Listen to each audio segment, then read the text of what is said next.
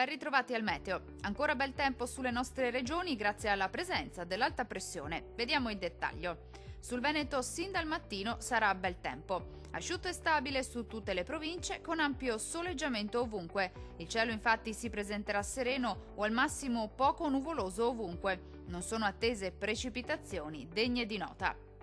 Temperature in aumento. Minime tra 7 e 11 gradi.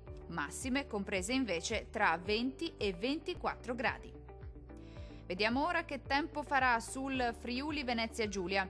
Poche novità, anche sulla nostra regione infatti splenderà il sole, sarà dunque una bella giornata caratterizzata da un cielo che si presenterà sereno o al massimo con presenza di poche nubi a carattere sparso. Temperature in aumento con minime tra 9 e 12 gradi. Valori massimi oscillanti invece tra 18 e 21 gradi circa.